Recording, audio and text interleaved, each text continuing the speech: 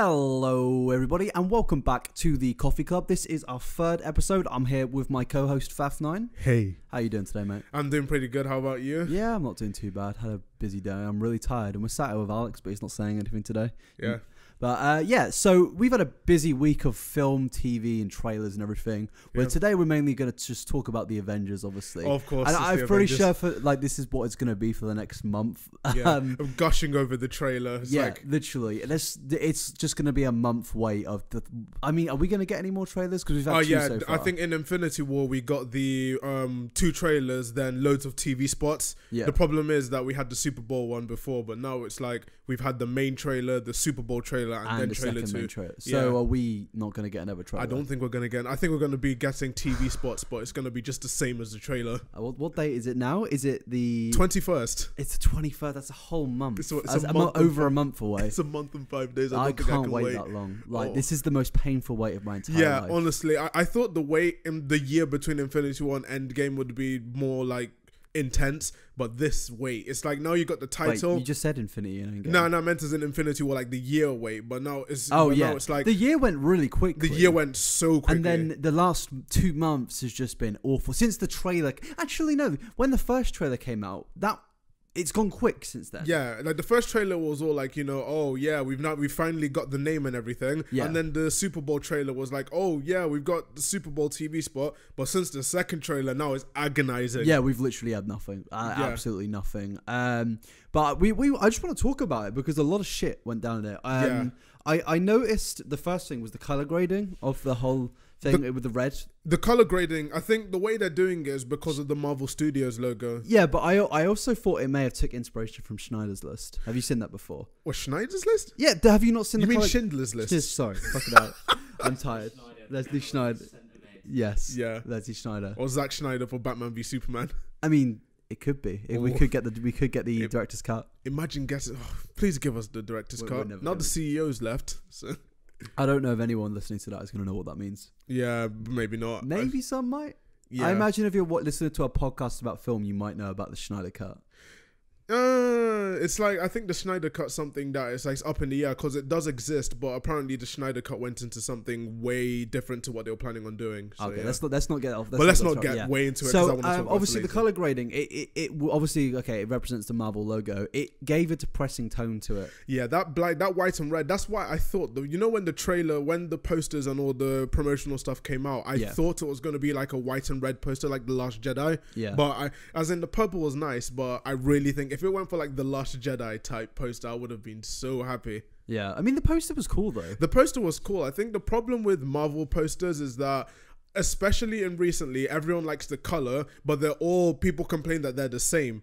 But I think that I like the color. I like the dynamic of each of the posters. Like the Endgame poster, the purple, and the fact that Thanos is like at the back, which I'll get into later, is like, it shows that Thanos' character might be subdued in this one. Wait, you don't think he's going to be a big part? Because I've been debating this with everyone in our group. Basically, most people in our group believe that Thanos is barely going to be in it, but I believe that he's going to be in it for a surprisingly long part. I think it's because the Infinity War was Thanos' film, but now he's literally a god. What can he do? He's got all the Infinity Stones and everything. He's literally the most powerful being in the entire... I think he's going to have the same sort of length that Loki had in the first Avengers. Yeah, the first Avengers. Yeah, or even Ultron in the second. Yeah, I'd say Ultron. I'd say more of an Ultron kind of thing because Ultron wasn't actually in much of the Avengers. It was which was weird because it's literally called Age of Ultron. Well, it wasn't really an age. It was just like a day. Hey, we had a day off. We had a day off when Sokovia got destroyed. Like something about Age of Ultron really quickly was that I felt like that for people hate that film because it was like, it was one of those kind of films that you couldn't really go and watch and you think that, oh, I really enjoyed this film.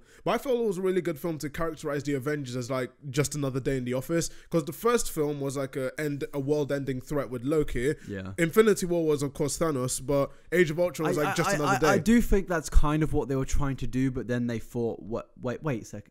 Civil War came in 2016, yeah? Yeah, 2016. So after that, Civil War came out, which is pretty much Avengers 2.5. Yeah, pretty much. And I feel like if they are going to do another day in the office for the Avengers, it should be a Civil War sort of thing. Maybe not probably. Where they're all fighting each other, but like, you know what I mean? Like, I know what you mean. Because it wasn't really a Captain America. It was, but and it wasn't. It was based on Tony Stark, Winter Soldier, T'Challa, and Bucky. Yeah, well, you said Bucky's the Winter Soldier, but already. But did not say Iron Man. Yeah, he didn't say Iron Man. Iron Man, yeah. Sorry. But in terms of Endgame, I think the first thing we could talk about is just the tone that they set for the trailer from the very beginning.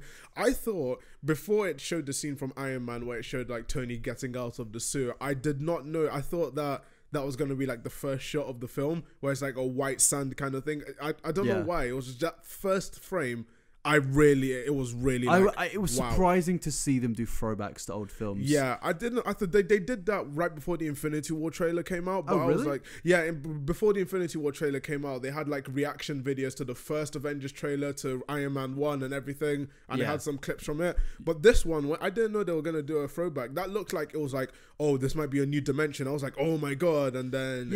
I mean, there could be a possibility. I don't know how it would make sense, but you never know. They could go back to, because like, there's a room. I just want to say before we get deep into the spoilers. Oh my God, there's spoilers. It's not spoilers, but it kind of will be probably spoilers. Yeah, if you come back to this when Endgame comes out, we're so sorry. Yeah, but the possibility of time travel is one thing that people theorize that is going to be the way that they save the day. I think it's definitely like they can't. There's not really another thing they can do because Thanos has the Infinity Stones. He has all the Infinity Stones, and it's like there's nothing they can do because they can't fight Thanos for it unless he's like chilling in a farm, just like you know what, go ahead. You can't use it anyway, so it's like And then so it would literally be a case of them going back and finding the other ones. I think so. Or something else. So. But it's going to be a strange one. But obviously it showed Captain America when he was scrawny. It showed Iron Man in the desert in Iron Man, which I thought was cool. People didn't catch that. The person who was speaking, I think only Peggy. took a bit. Yeah, it was Peggy. Yeah, I don't know how. I don't know if it's just because I'm deeply engraved into Marvel at this point, but I thought that was very obvious. I thought it was obvious as well. I watched... Is it Sunday Movies? What was his name again? Mr. Sunday Movies. Mr. Sunday Movies, yeah.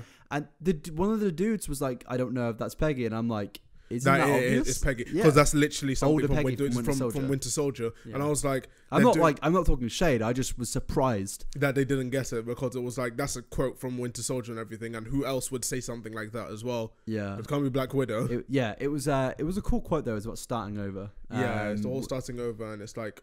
which is like, it works well into Endgame because it is starting over again. Yeah. Like the Avengers have been wiped out pretty much. Yeah. And it's just the old team. And the fact that they...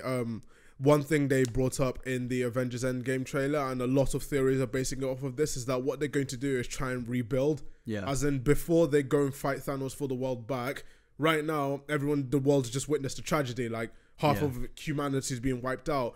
They're going to, I think in the film is going to start with them rebuilding it somehow. Yeah, James Marriott brought up a good thing to me, which I don't think they're going to do, but he said it would really set the tone if one of the main characters died in the first 40 minutes. Like they go and fight Thanos and Iron Man or Cap die. Imagine that. Okay, insane spoilers, but apparently it's like the way that it's gonna happen, as in there's two missions and they fail one. Yeah, there's two missions and they fail one, and in that one where they fail, apparently a major character gets bites the dust. So and it would make sense, and if you guys can't complain because we've warned you about spoilers like 3 times, but it would make sense because they said that they're only going to show like the first 15 minutes to an hour in the trailer. Yeah. And Cap is like on his fucking knees, like almost losing. You can see in that fight scene. And you see that because I'm 99% sure that fight scene that they were showing in the trailers where Ant-Man's there and that's on Titan. It has to be on Titan. Sure. I don't think that's going to be on Titan.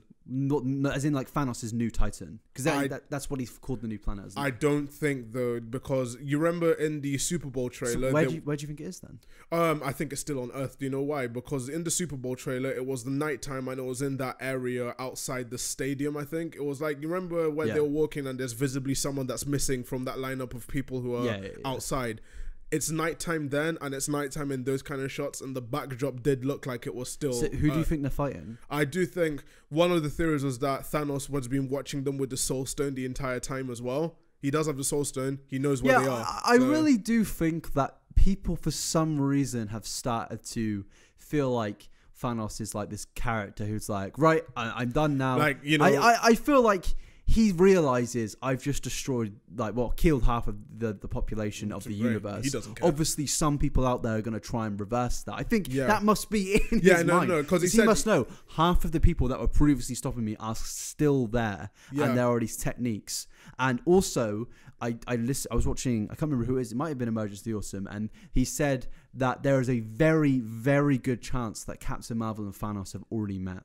Yeah, maybe, but that's the thing. While she was like harboring all the scrolls and everything, and the fact that she's met like Ronan in Captain Marvel, and Ronan was like Ronan answered to Thanos up until Guardians of the Galaxy, the first one. So I think that with Endgame, I think Thanos is like, he said in Infinity War that he's going to watch the sun rise on a grateful universe. Yeah. He might think that people are being grateful, but of course with the Soul Stone and everything in the back of his mind is going to be like, oh shit. And also, he sacrificed his daughter. He isn't going to want that sacrifice to go to waste. Yeah, he even said today he's lost more than he could ever know, and then he was like, now what's he got to lose now? Yeah. Even if he dies in combat, like he's literally a god and has nothing to lose. He's more like dangerous now. Yeah, he's more dangerous because he literally has like. It's like protecting a sacrifice. It's like even in like real life, like if you do something and that shit affects you emotionally, but you know something is going to come out of it, you want to preserve it. Or say if a family member dies and they say like make you proud, you want to make them proud in their and memory. you'll be hard pressed. I know Gamora fucking obviously hates him, but Thanos, it's still in his mind about his connection to her, not her connection and to the him. Soul Stone as well in Infinity War, it was like it showed Gamora and it showed he still cares as well. The fact that he cared enough and everything to kill her in Infinity War shows that he has feelings. That's why I don't think that he's only going to have a minor part in it. Sure, it's not going to be his film. It's going to be Captain America. Definitely Avengers film, but Thanos is going to... Which is good. We haven't had an actual Avengers film in 4 years. In the entirety of Infinity War, Iron Man and Captain America never met. So it's going to be like their reunion is going to be an Endgame. Yeah. Well, somehow, because one thing I was gonna go to the point was in the trailer. You've been wanting to get onto this. I know you have. In the first trailer, you know how it shows like Tony just in space, just floating there with zero sign of rescue and everything, and they're still in space in like the second trailer. But one thing that showed up at the end of the second trailer was the group, like the money shot, them walking in those new suits, and in those new suits, you can see Tony and you can see Nebula, who were in space before. So it was like, everyone's like, wait, why would Marvel spoil the fact that they've made it to Earth? And when you look at Nebula, I don't know, because we just rewatched it before. Yeah, we just rewatched it before recording this. She looks cut on. But so does Tony. As in, one thing that I noticed as well was that, you know, it may be just Tony, but in Infinity War, before the whole thing went down, he looked fine and everything. But in the Endgame trailer, while he's walking with those guys, he looks like shit. Yeah. Like, he looks just as disheveled as he was in Endgame. And it's not like they're going... I'm not in Endgame, in Infinity War. Well, I'd say in the first trailer of Endgame, sorry. So in the first trailer of Endgame, he looked disheveled and everything. And it was like... He looks like, you know... He looked like he was on death's door on that trailer. He looked like he was tired of everything. But they maintained the same look for him in the second Endgame trailer, which weirded me out because it was like, wouldn't he have some time to recover before he makes all these new suits and goes to whatever they're going to? I think it's going to be a case of misleading. And we saw that article where did they announce it, admit it, or was that like... They admitted it. I showed you that Imagine admitting before your film comes out that, hey, our trailers have been a load It's of like bullshit. it's like someone where it's like, was this McDonald's where it has the food. It was like, hey, you know all the stuff about all the food? No, we're fucking lying. We're lying. Yeah.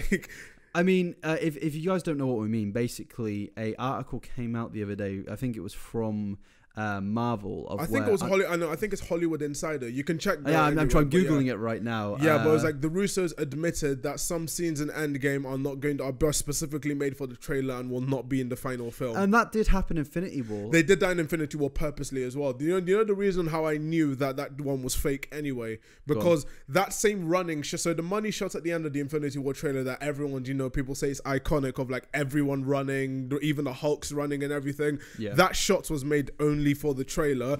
And I knew that because in the third trailer, it was like they showed the same running shot. You know, that running shot's actually in the film. Yeah. Like, you know, the one where they're all, I think in the film, you've all probably watched the film by now. It shows them running towards like the barrier. Yeah. That shot was shown in the third. It was like one of the TV spots of the second trailer.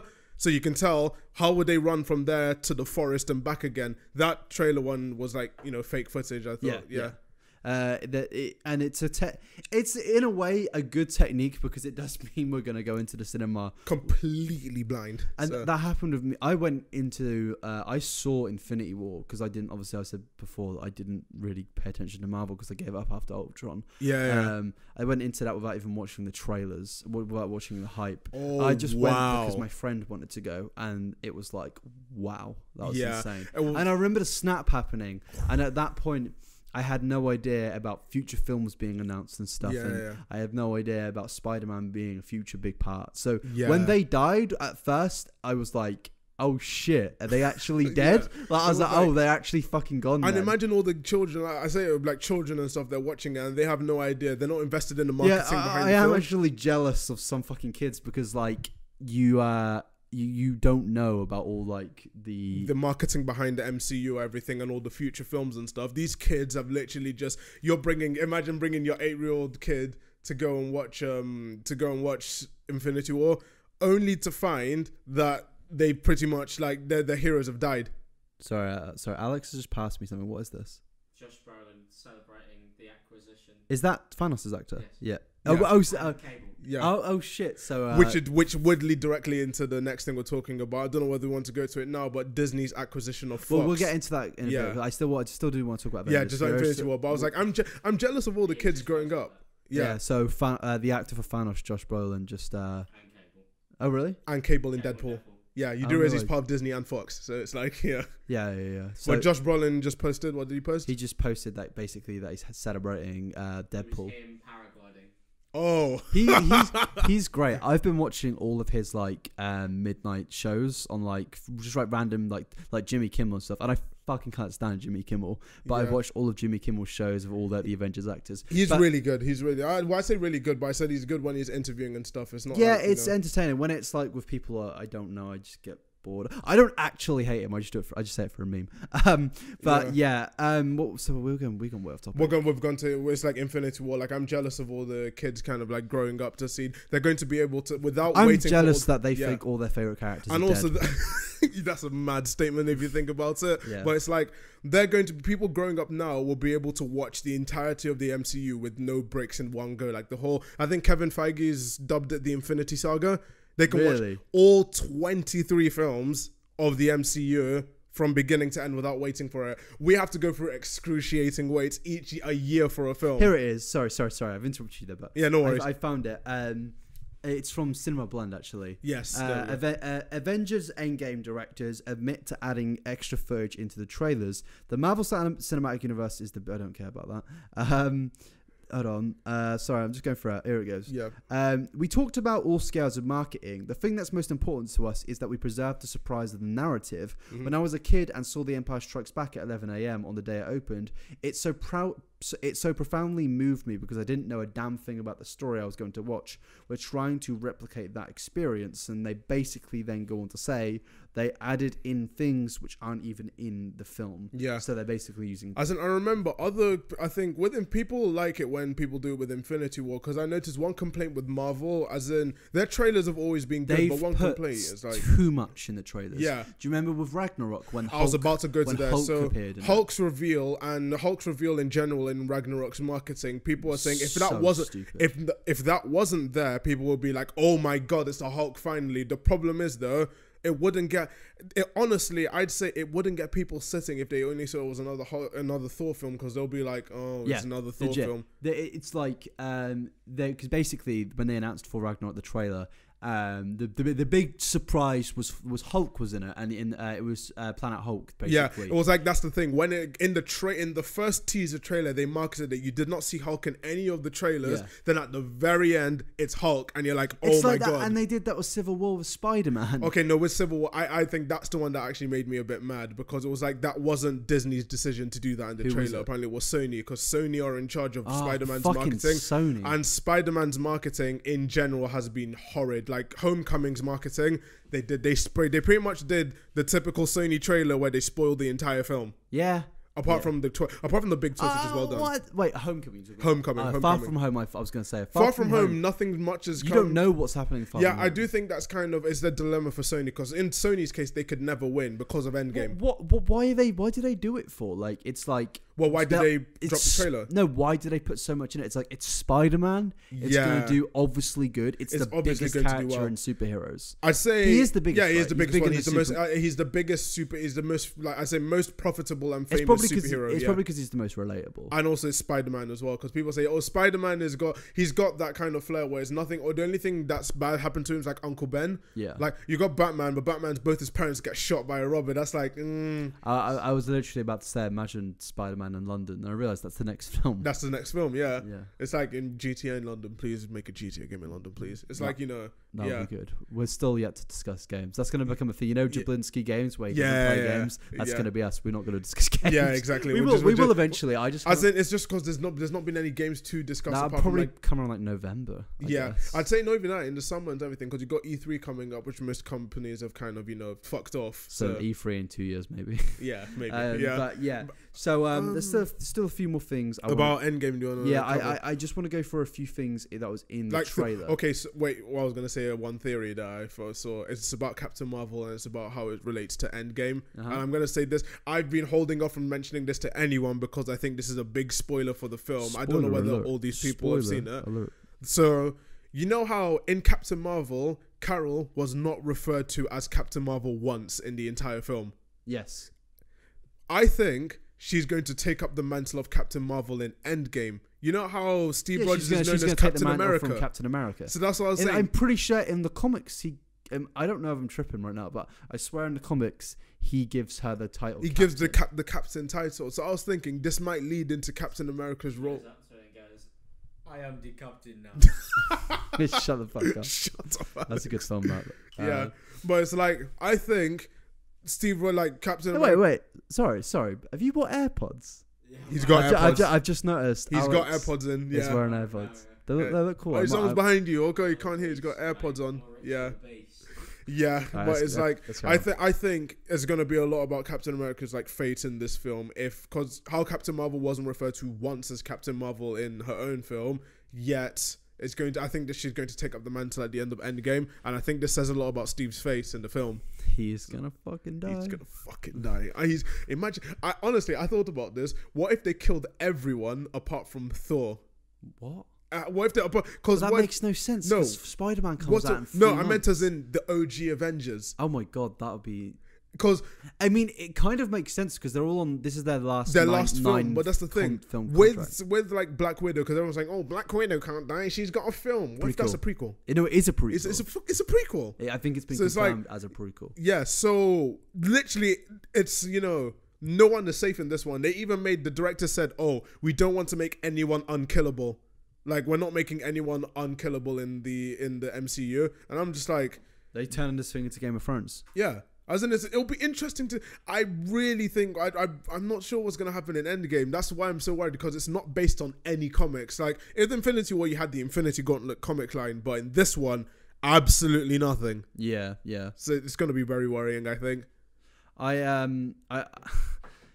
just don't know. I just don't know what's going to happen. I'm very much looking forward to Rocket Raccoon and War Machine. Yeah, I was gonna say, what if War Machine bites it in this one as well? I think he's gonna be the one that bites it early.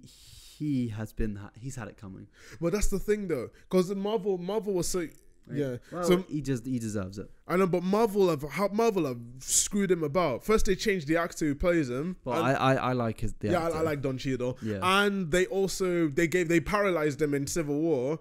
So what the hell are they gonna do now? They're just gonna kill him, aren't they? They're just gonna be like, you know what? We paralyzed you. We changed the actor. We've done everything that you could possibly do. We gave you a dead joke. You're gonna die. It's like, I mean, it would be. I've always said it is. I used to believe that the art of film and story is that someone important has to die, and then I changed my mind recently, and I thought. After thinking about Civil War, because I used to think Civil War would have been a great film if Cap died. Yeah, if to but kill Cap. would it have? Well, no. Because if anything, the narrative and the story of it is better without him dying. It's better without him dying because now they're living with the rift. It's like, if Cap died in Civil War, then that would mean like we're all united. Like, oh, they fought, but now we're united in the goal to do the thing. And the fight was all, and it gives the fight scene between Iron Man, Bucky, and Cap more impact because that was like. If they died, the person that killed would have been the monster. But in that, because none of them died, it's like you don't know who to support. You don't know who you like. You don't want to go. You want to go against, and it's like that fight was pretty fucking brutal. It was very brutal. You genuinely thought people at that moment thought that Cap or Iron Man were gonna get it. Like, and people keep saying Disney. I saw someone say, I'm worried that Deadpool is going to not work in Disney because they don't like brutality. In the last like 3 films, it's been pretty brutal. Like Loki got strangled to death. I know Thor's head almost got blown up. You can see the mark from the Power Stone that Thanos did to him. Yeah, Thanos in the fucking chest, and he got stabbed in the chest, and it was like, and Gamora's brains were all over the floor. I don't know how it's not a 15. No, because it was like because it's Disney and they run the industry. Yeah, but it isn't even that. Like, it was 12. There was nothing. I think the only thing that could constitute a 15, and they said, was the torture scene for Nebula, because torture is it's a very, very grey area for the BBFC. Yeah, that torturing Nebula like that, that's horrid. That was horrid. But one thing since we've been talking about Deadpool and stuff, are you down to talk about the acquisition? Yeah. So I was going to say, I'm just going to pull out the Jarvis knowledge now, but if you haven't been following the news, Disney and Fox have finally acquired Fox. So it was an acquisition between Walt Disney Company and 21st Century Fox. This happened over a year, I think over 8 months of negotiations with each of the companies and around the world and all the governments has led to the fact that now Disney owns 20th Century Fox.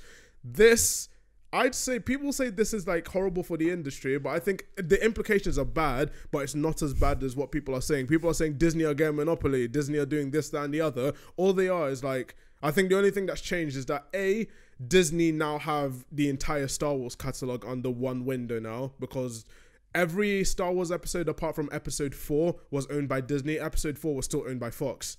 And they just got access to it. Yeah. And Disney now have a 60% stake in Hulu. Now that's good. That's going to be interesting to see for the future for the site, because I think Hulu's one of those like websites where it's like you're not too sure whether I've never used it. We can't use it, but in America, Hulu is one of the most used streaming services there is. So really? Disney are looking to make it international, but now they own a majority stake. It's going to be interesting to see what they're going to do with it. Didn't you say something though, like Warner Bros? Okay, so yeah, I was going to say something about Warner Brothers. I think people are worried about Disney, but I did make a tweet the other day about Warner Brothers being a lot scarier with the recent news as well, because AT&T, if you don't know, is a big American conglomerate. It owns pretty much it's the largest telecommunications company in America, if not the world, I think. And they just bought the company that owns Warner Bros. For 110 billion, I think. Yeah, that's like a fuck ton of money they bought it for. And now they have Warner Bros. They have Warner Bros. And they've completely killed the broadcasting system. So there used to be a broadcasting system called Turner, and Turner owns Cartoon Network, Adult Swim, CNN, all those channels. They've killed it. Really? So AT&T have completely killed it because they're doing corporate reshuffling. So what this means is that they're reshuffling each of the CEOs and each of the companies to put it into one window. So the first casualty is Cartoon Network. The CEO of Cartoon Network has been promoted into Warner Bros. Really? Yeah. So instead of being owned by Turner, Cartoon Network's now owned by Warner Bros. And that's like, I thought it was going to be a problem because the CEO, who's called Kevin Tsujihara, the CEO's he's really incompetent. I think the most incompetent he's ever been was with DC and his handling of Justice League. Yeah. He rushed Justice League and forced Joss Whedon to make the film in that time period so he can line his pockets when AT&T buy them. Joss Whedon made Justice League? No, yeah, Zack Snyder was the director. I did not know that. Zack Snyder left the project because his daughter killed himself, so unfortunately. No. Then they were going to put the project on hold completely and then wait until he's able to do it. But Kevin Tsujihara was like, we need AT&T are buying us soon. We need the money now. We need to quickly put this film out so we can make a profit. So he got Joss Whedon in to finish the film, and a lot of changes were made. The Snyder cut's still there somewhere, but it's not going to happen because apparently in Snyder's version he introduced Darkseid. Oh, really? And Warner Bros can't release the Snyder cut because of the Darkseid thing they did for that film. Because that's a completely different way. Like Steppenwolf was Joss Whedon. Steppenwolf, the whole thing there. So yeah, it was like when they did the Snyder But DC cut, are doing well now. Yeah, they're doing well. They've had a good year. That's because it's a completely new team running DC. Before it used to be Zack Snyder and Kevin Tsujihara. It kind of reminds me of what Marvel was 7 years ago. Yeah, that's the thing. Shazam could be their new Guardians. Obviously, it's a completely different concept, but yeah, but I think it's going to be their new Guardians instead of Success and Is Suicide Squad in their universe? Yes. Oh, well, that could be the Guardians. It is the fucking main man Suicide himself. Squad was meant to be their answer to Guardians. As in, Suicide Squad was going to be dark and gritty. If you watch the very first trailer to Suicide Squad, it was dark, it was gritty, it was everyone was expecting a Zack Schneider kind of thing. Yeah. Then the second trailer dropped, and it was the Bohemian Rhapsody trailer, and that went so popular. That trailer was fucking cool. That trailer was amazing. I'm not even going to lie, that sold me on the film. Yeah, no, I've had this that's why I try not to get invested in trailers. I had this with Age of Ultron as well. Yep, the second of Age of Ultron. Was it the second or first? No, I think it's the first trailer. It was I'm going to show you something beautiful. Yes. There are no strings on me. That was the first trailer. And you thought, I thought, oh my God. And then you watch the end of the trailer and you're like, oh my God, his shield's been cut in half. How the fuck did he do that? It was a shit flashback. Yeah, but they fucked it with a flashback. And it was Joss Whedon again. I'm convinced flashbacks only happen in films so they can make it look epic. Yeah, no, I think flashbacks, hallucinations. Like hallucinations and flashbacks. But what I was going to do, so with the Warner Bros. Situation, now the team that run DC now, I believe, is the team that are running the Conjuring franchise. So you know how the Conjuring franchise, they've got the 2 films, then they got Annabelle, then they got The Nun.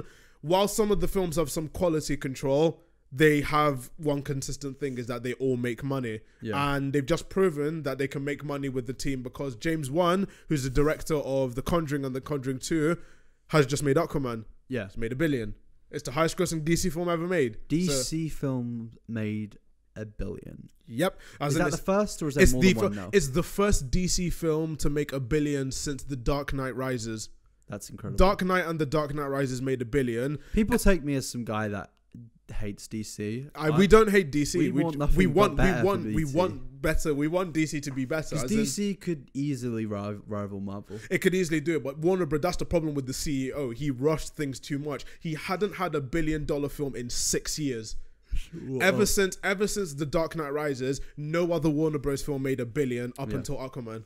Really? Yeah, not even the Wizarding World films made $1 billion. That's crazy that Aquaman made $1 billion. But that's because it's the James Wan effect and the fact that people wanted to watch it. I think James Wan gets people watching. Yeah, Fast and Furious 7, I think the 6th one made $800 million. It's still a big franchise, but the 7th one made $1.5 billion. These fun directors need to be given superhero films because that's as much. I feel like it's good for the director and it's good for the film because not only are you going to get a fun film, also it's going to allow these directors to learn how to go into more of a dark and gritty sort of and phase. A blockbuster kind of thing as well. Yeah, I feel like with Guardians 3, I feel like they're going to have to learn how, because it's probably going to end on a bittersweet note. It's a bittersweet note for sure because I think no Marvel film has had no franchise in the Marvel Cinematic Universe has gone over 3 films apart from the Avengers, and technically speaking the Avengers franchise, the 3rd film's two very long films into one. That ended pretty bittersweet.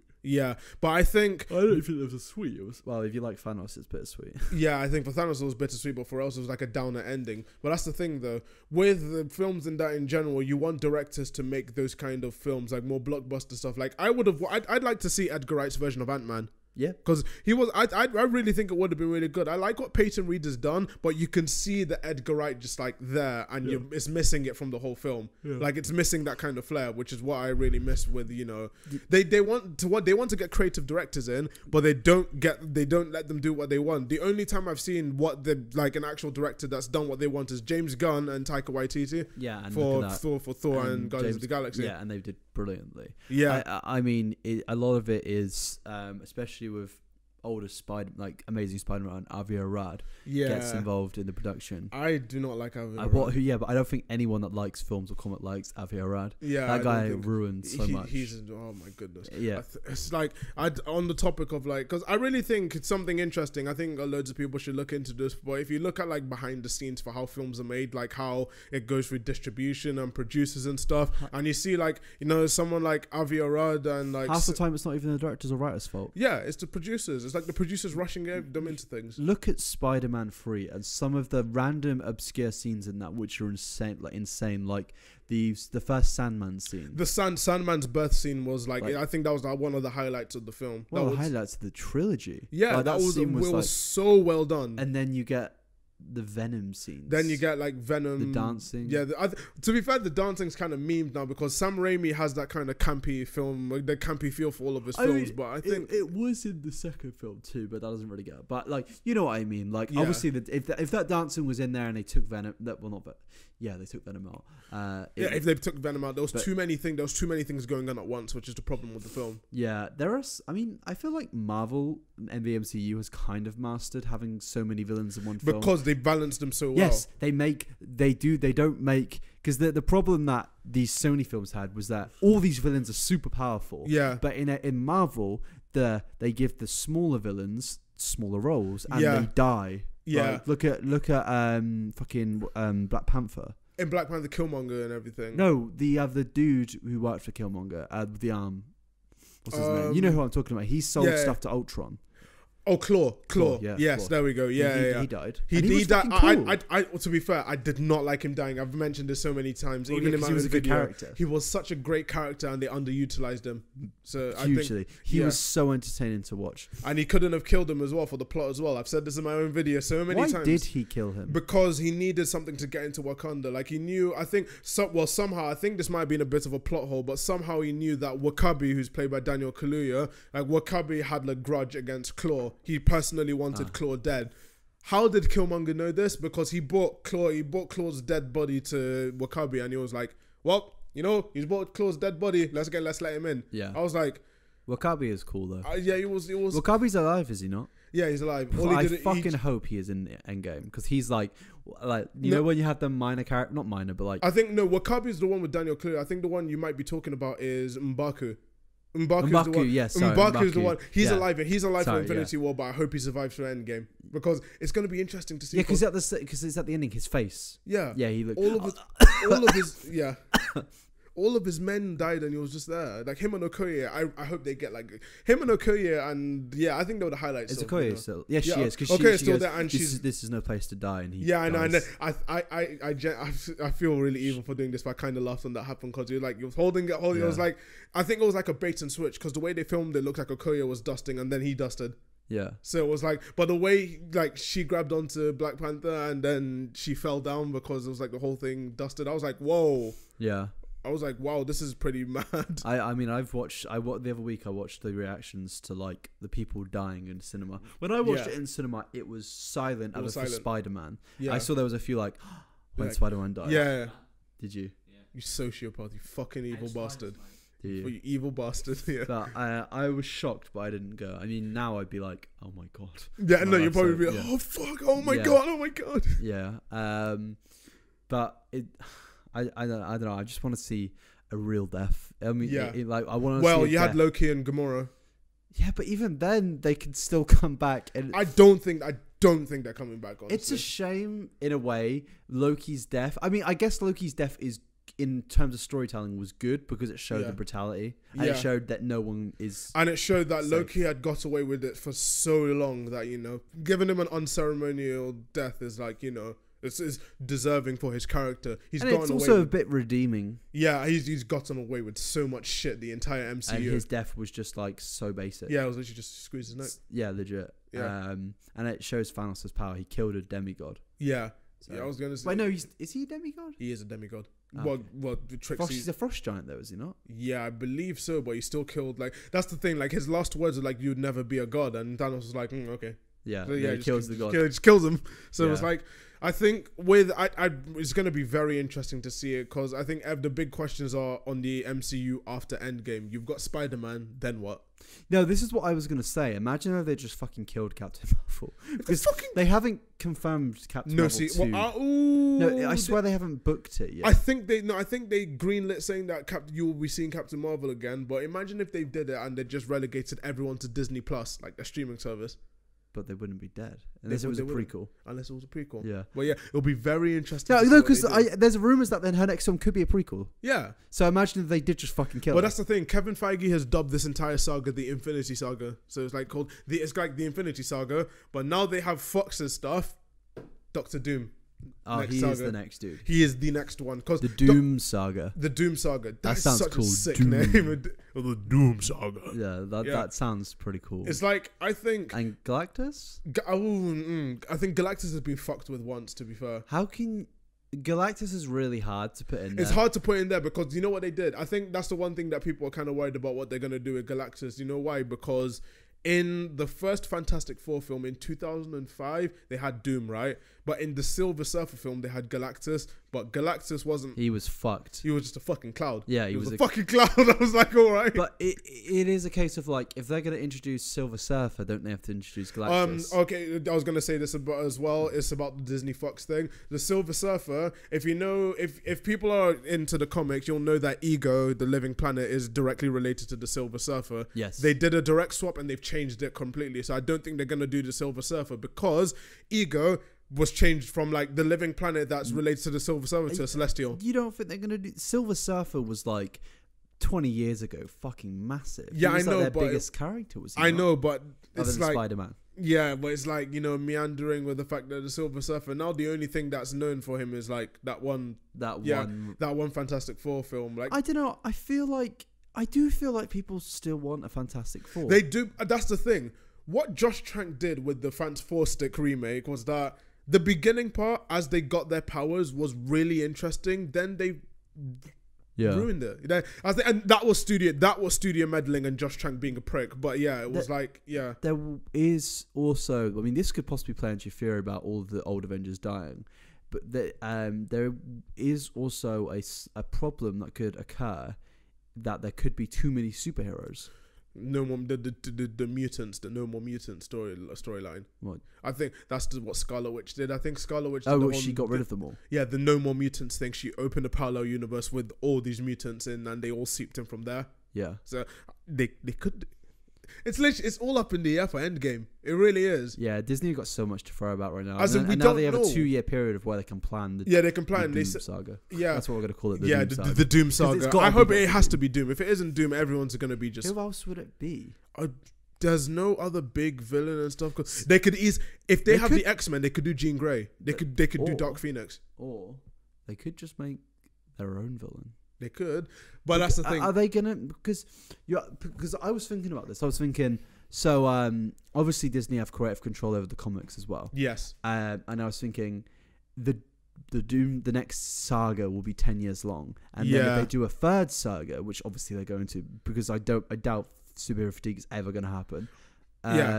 If they do a third saga, I think by then in the comics they would have told them to write a new villain because they need something different. Yeah, I think what they're gonna do is that I think the comics is gonna be interesting to see because comics is a dying medium. Comics are dead. It's a dying medium. They're going to make it through TV and film. I think the new villain's going to be made through there. You think it's going to be their own? I think it's going to be their own kind of thing they do. Like maybe that's cool though. Like go for it, because people may be like, oh, I don't want that, but it's like you do realize Infinity War and Endgame are complete new stories pretty much. Infinity War is kind of based on, but Endgame's a completely new story. Endgame is 100%. It's 100% new story. But Infinity War was based on a comic briefly. It's based on little ones, but it is pretty much an original story with a direct sequel that's 100% original. Thanos, his intentions are better. And I saw some dude say, "Oh no, it would have been better if he was inspired by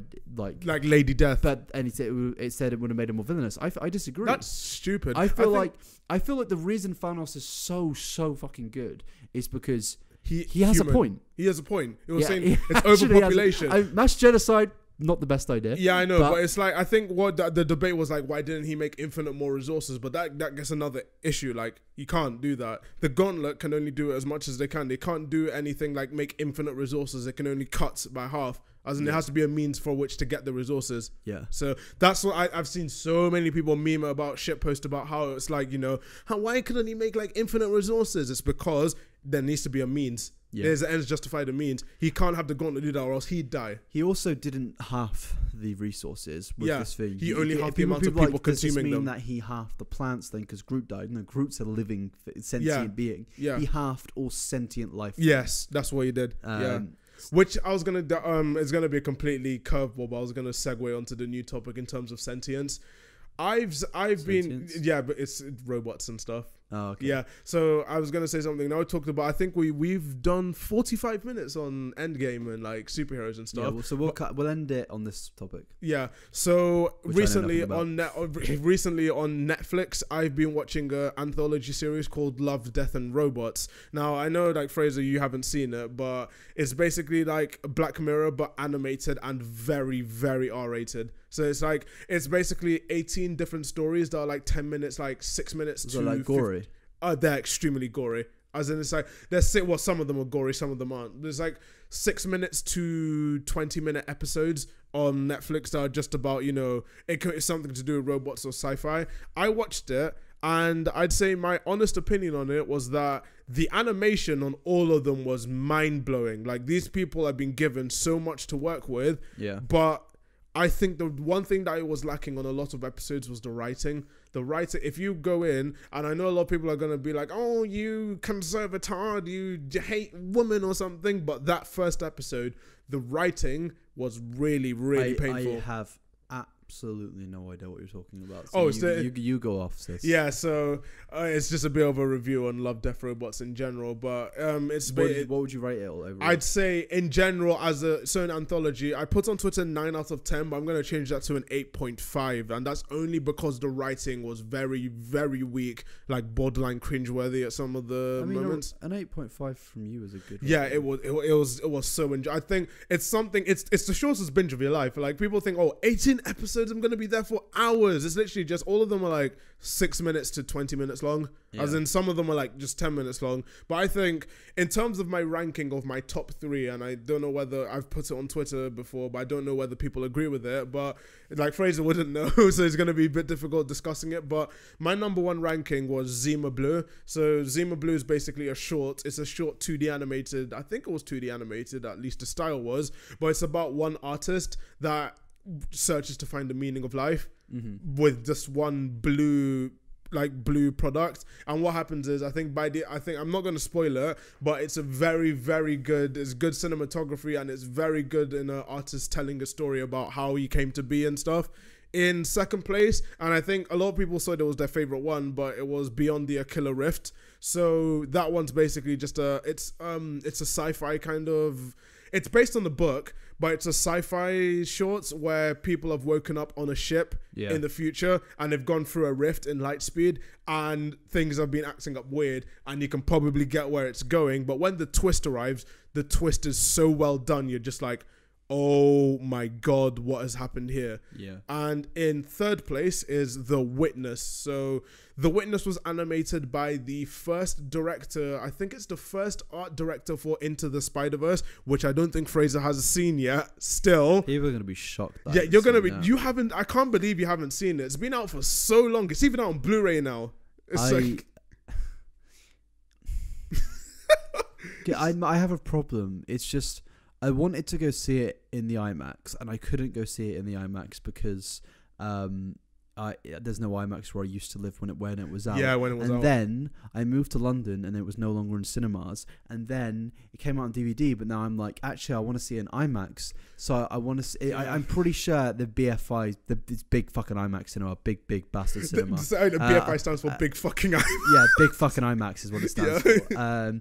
And I'm waiting for them to re-release it so I can go see it in the IMAX. I don't think they're gonna re-release it anytime soon. They did it with Dunkirk, but I don't know about Spider-Verse because. Are they gonna re-release Infinity War in there? Yes.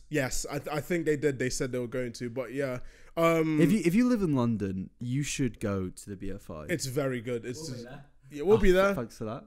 Thanks for but so The Witness was animated by the art director for Into the Spider-Verse, and you can tell because it has those cartoony kind of effects. Are you gonna play Infinity War before Endgame? Yes. Yeah.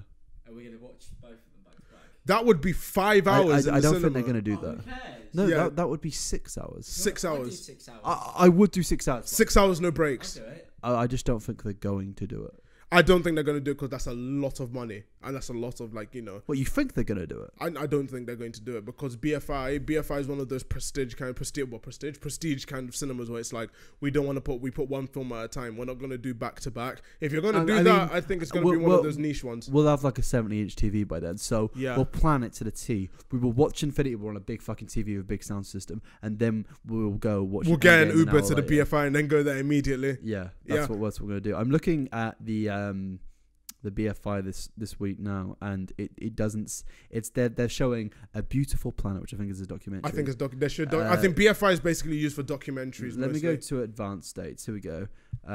Captain Marvel is still showing there. So yeah, of course it's going to still show there. Mysteries of Egypt, Shazam. I think Shazam.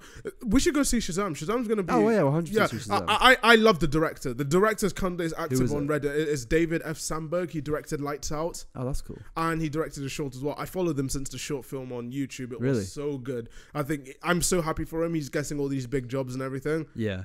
He's got his big break. I'm glad that he's doing that. But I'd say in terms of in general, back to the Netflix thing. But that's my top 3 episodes. I cannot recommend the show enough. If you like those kind of animated shows and you can get past the writing, watch it. It's so good for that. Wait, is it anime? It's animated. It's not anime. So it's cartoon. Well, it's 3D animated, 2D animated, completely different styles for each episode.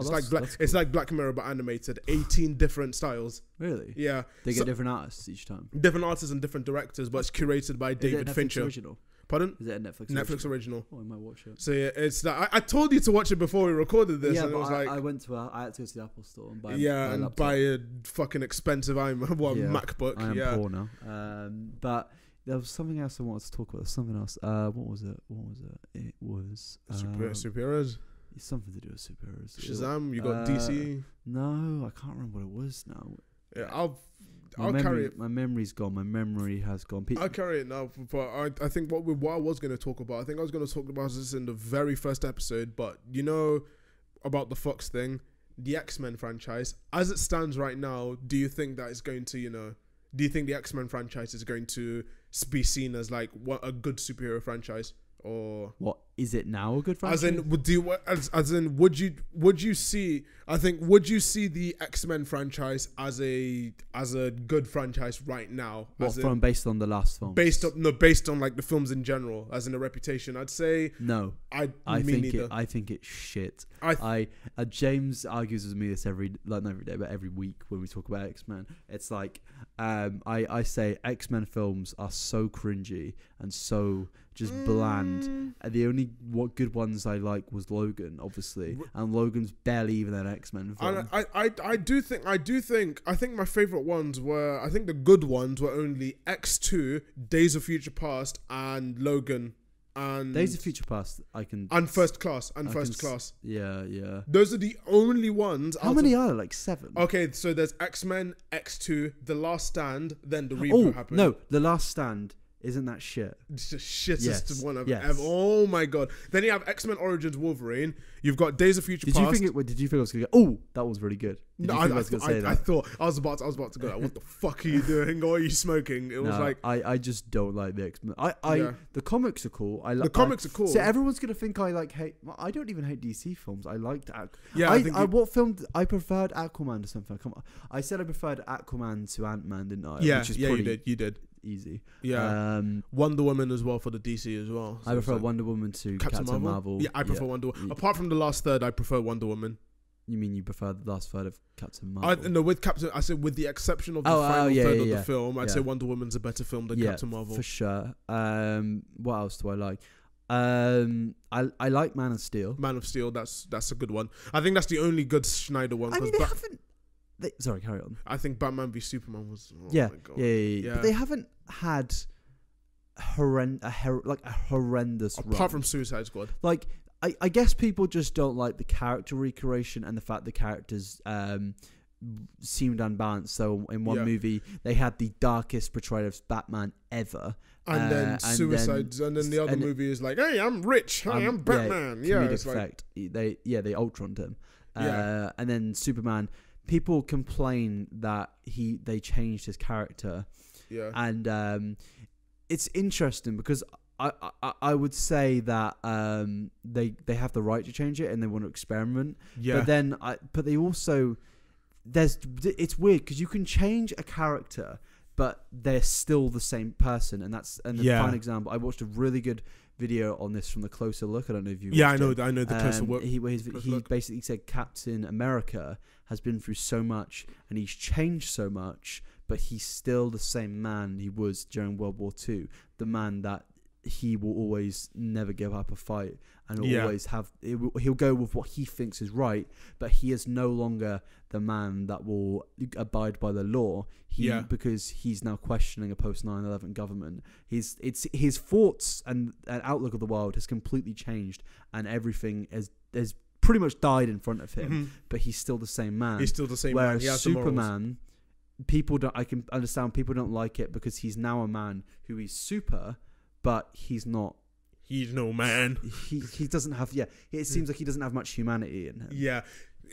I think Man of Steel. That's the thing that Zack Snyder kind of misunderstood. But I guess that's what they were trying to pull off. Though they were trying to put off the god. Yeah, the god thing. God am I? That kind of thing. Where it's like, oh, is he seen as a god? He should be held accountable for his actions and stuff. And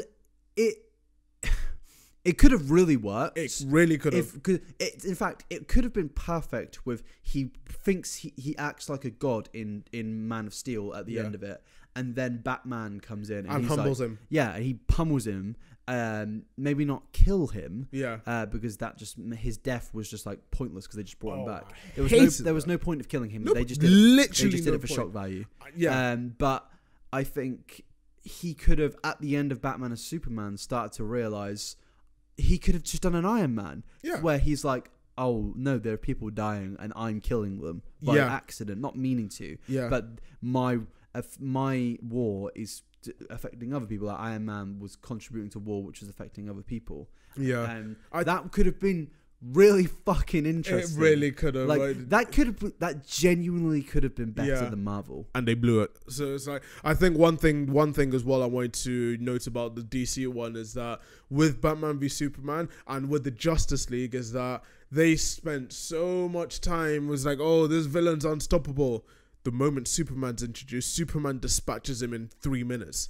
And you know what? People keep saying, oh, I'm really worried Captain Marvel's going to fuck final stuff. They're going to look at DC and think, well, we're not doing that. Because do people think that they're idiots? No, it's like, are they dumb? Because it's like they filmed the films back to back, but I was like, funnily enough, that the Justice League was also made by Joss Whedon, and he Ultroned everyone the same way he Ultroned Ultron in Age of Ultron. That's a fucking tongue twister. Yeah. But it's like he with Justice League, I found it really funny. It was like all this petty drama, or Superman tries to kill everyone at once, and then he leaves. The moment he gets reintroduced into the battle, and he dispatches the villain, sorts out the problem, helps people in the space of like 10 minutes. Yeah. People think Captain Marvel is going to do that. Why? Because it's like Captain Marvel hasn't proved herself to be more powerful than Thor yet. Yeah. The only thing that we've seen out of Captain Marvel that proves her worth is that she can fly and punch stuff really hard. Thor has gone through all of that, survived the heart of a dying star. Yeah, legit. Like, for fucking pretty much... He would have killed Thanos. Yeah, summoned the Bifrost, shot it even... fought against 5 Infinity Stones. Like, even though it was taken by surprise, Thanos still had the notion to hit him, and he still went past 5 Infinity Stones. And people think Captain Marvel's going to do it because she has 1 Infinity Stone in her. I was like, all right. Because like, just because she has a Space Stone doesn't mean she's going to do it. Like, everyone, even Wanda, like even the Scarlet Witch, she held back Thanos because she literally had 1 Infinity. Yeah, like Cap held her back. I know, but I think Wanda was a bit like, you know, Wanda is meant to be the most powerful Avengers. Technically, she's the most powerful. She's literally powered by the Mind Stone. Yeah, she's the only one. She's the only one that actually destroyed the stone. Is the Mind Stone more powerful than the Space Stone? The Mind Stone. I'd say all the stones have the same power. They even said like when the universe got blown, when the Big Bang happened, it was 5 different elements. They're all the same. Ah, okay. It's like they could never. It's just like the Power Stone. You physically can't touch the Power Stone, or else you die. So. Yeah. Is it like, just the Power Stone? The power, yeah, because the Power Stone's used for that. If the Power Stone, I swear you have to be like a higher entity, like it's like in Guardians of the Galaxy 1, an Eternal. Yeah, a Celestial. Celestial, that's it. Yeah, it was a Celestial, and what's it called? Ronan had the staff, and Thanos could hold the Space Stone, but I don't think he could hold the Power Stone. He put it in the Gauntlet. Ah, yeah. He had everything in the Gauntlet because the Gauntlet was made to harness that power. What was the final stone? The final stone was the Mind Stone from Vision. Yes. It was one right in the middle. Of course it was, yeah. Because it was in his mind. Yeah, it was in his mind. He literally just like plucked out his head. Is he coming back? Well, Vision? Yeah. White Vision from the comics? They might remake. Because in Infinity War... I just realised, I think I've been holding it the wrong way for like a minute. Sorry, that's annoying. No, I've been just watching the whole thing. I think you should be fine. Okay. But I think in Infinity War... You know what question hasn't been answered in any of the trailers yet? Whether Shuri managed to do enough of Vision in time. One of the theories and one of the people from the leaked plot, apparently, and I'm putting that in inverted commas, the leaked plot claimed that Shuri managed to save enough of Vision that he's still an entity. I think he will survive. Because like the only thing that's shown up for Shuri at all in any of the trailers is the fact that she's supposedly snapped. Yeah. In the first trailer. And it showed Scott as well. Yeah. And Scott was like, he's clearly there. So maybe Shuri survived it. Yeah. I mean, let's end it on one last point. Do you think there will be a final, and do you think there'll be another villain? As in voice for in Endgame? The next Avengers? I do not think I think what is going to be just Thanos, but all of his army of like things, like those things that they were fighting in Wakanda, like those like literal red shirts. I think it's going to be loads of those armies coming to fight him before Thanos arrives himself. Because you do realize that Thanos is so powerful, he can end the film in a second again. Yeah. So I think because they had like the Black Order, they had the Children of Thanos for Infinity War, but that's to give them a thing.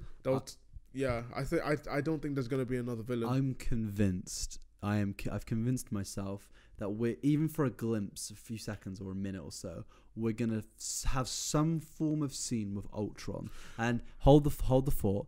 And I only say that because in the last film there were the 2 villains from. Like the two big villains. There was obviously the Red Skull. Yep. And then there was Loki. Yep. And now we need the other big villain to balance it. Yeah. We might have Ultron, but I don't think it's going to be him. I think it might be someone else. I think Zemo. Hela could return. But why would she? Would she be a villain? I wouldn't say she could either help it or because you do realize that I think they didn't specify Hela didn't because Hela didn't get physically killed. She siphons her power from Asgard. Asgard got destroyed. She's literally just a thing now. She's like Loki. Yeah. So it's like, but she was still powerful. That's the thing. I think Hela might return for this one because apparently she was seen in the set things. Yes. But they did they've done this before. Yondu was seen on set for Infinity War, but they did that to bait people into thinking. Yeah, they just bring people in. Yeah. They're like, come on. They bait people to think, oh, you know what? He's Infinity War, so he's surviving this. Wait, nope, he's dead. Yeah. But yeah, I think is there anything? So you think? I think that's good. You got anything else to say? I haven't got very much to say. We're probably going to do, like a kind of. I think the closer to Endgame, the more we're going to be discussing theories. This whole month is just going to be. I can't wait for it. As in, we've got the new Jordan Peele film this Friday. I think we're probably going to do a few comments on it. We're going to see it, right? Yeah, we are. Yeah, I think we're going to be seeing Us on Friday. We're probably going to comment on that one in the next podcast, I believe. And I'm pretty sure. Yeah, that's it. I hope you guys enjoyed this one. How long were we going for? For 1 hour. We've just hit the 1 hour mark. We're 1 hour and 3 minutes in. It's our shortest one. It's our shortest one, but it's still over an hour. I feel like it's our shortest one, but it's the one we've strayed less from. Yeah, we strayed less because we were focused on Endgame. I think it's just the excitement's just so much for Endgame. We could talk about Endgame for 6 hours. We could talk about Endgame for so long. We could do a stream about talking just about Endgame and stuff. Literally. I mean, you never know. We might actually know. After Endgame, we're just going to get back and record a podcast instantly. Yeah. Because we'll be in that mind of wanting. Yeah, we'll be in that mind like, what? I can't I think Alex and Marriott will get on that, will you not? Yeah. Alex, after Endgame, you, Marriott, want to instant recording of the thing. Because we'll all want to discuss it. I will be crying. We'll all have some. I can't picture it. Yeah, I can't picture it. I really can't picture it. Like it's gonna be so weird as the credits roll. It is Christmas. I can't. It almost feels like Marvel's over. Wait, no, it does. It feels like it's over. It literally does feel like the ending. I was almost convinced that it was. The last time I had this feeling was like with the Harry Potter films when Deathly Hallows Part 2 came out. I was in the cinema. Sad. I was in the cinema watching that, and people. I think that's the one time people have genuinely like standing ovation for the film when it finished. Yeah. Oh yeah. When Revenge of the Sith ended, I remember I was like, "That's the last one." It's the last one, and it should have been. Yeah, should have. I think that we've actually planned to make a day. Like on that day of where Endgame comes out, we're going to go out and have food and stuff. Yeah, it's a celebration. It's like it's a celebration. Christmas. It is Christmas. It is Christmas. We're all buying each other presents. We get a Christmas tree, but instead of a Christmas tree, we're just gonna have Captain America's head. It's gonna. And with the baubles, we're gonna have like every Avenger on it. And everything. Yeah. And we're just gonna get it. We're just gonna have the gauntlet. We're gonna use that as like the glove to open up all the presents and everything.